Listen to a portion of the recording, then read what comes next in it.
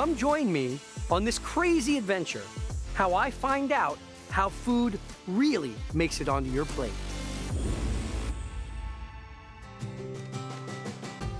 Well, it's the day of the final cook, and this has truly been an eye-opening experience. I almost was able to get all the ingredients Chef wanted, except the palm oil and the plantains, because they don't grow in this region of the world. I guess I owe you all a trip to the tropics to properly source those items.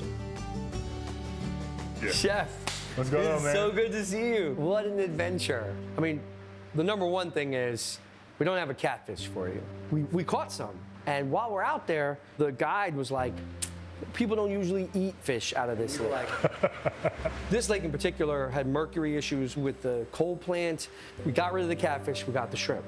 I'm happy you got rid of the catfish. Let's get into it. What do we need to do first? So the first thing we're gonna do is take this andouille sausage that you guys sourced, which is beautiful. The butcher normally uses wine in it, but on the show I have yet to get wine, so we actually swapped it with bourbon. That sounds pretty cool. So we're gonna take these and smoke these really lightly in our alto sham for 20, 30 minutes.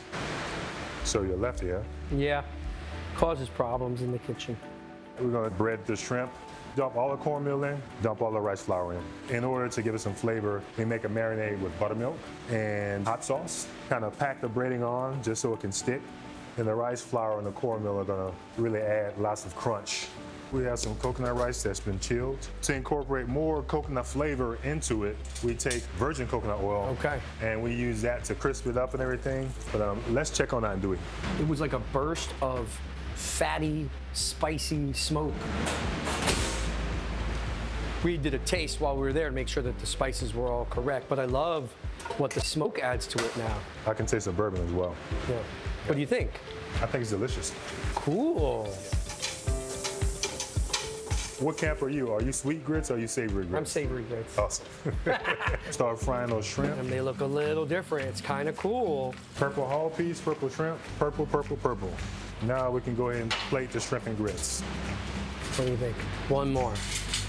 Throw a little sauce in there. And we're gonna top that. And with these beautiful shrimp.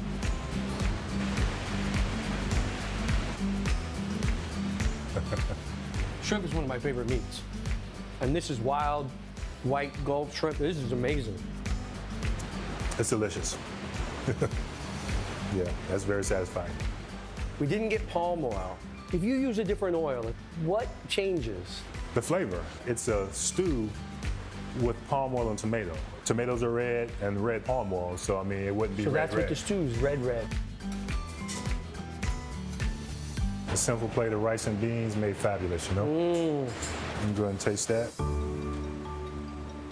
That really is wonderful. And you know what? None of this is in my kitchen. Like, that's got to change. West Africans know how to cook a pot of beans, man. I hear that. Yeah. Chef, this is It's been fun, man. amazing. Yeah, thank you. Thank you so much. And what a beautiful gift you gave me, inviting me here. I learned a ton. I ate awesome food. It's going to live in here. Thank you. Awesome. Thank you, David. This episode has been an intense experience, all focused on getting chef's ingredients for a meal based in African diaspora culture.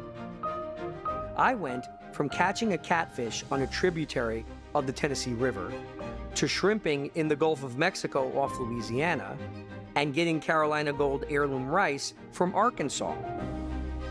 At the same time, I learned about the environmental, economic, and political obstacles the farmers, fishers, and shrimpers face.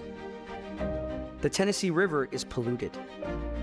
Gulf shrimpers harvesting wild shrimp had their lives turned upside down by the BP oil spillage, and more recently, by the combination of the high cost of fuel and having to compete with low-cost, foreign-farmed shrimp. Black farmers are fighting to keep and regain their land. I found myself again admiring the hard work that goes into putting food on our plates and thinking about how we can support the people who do it.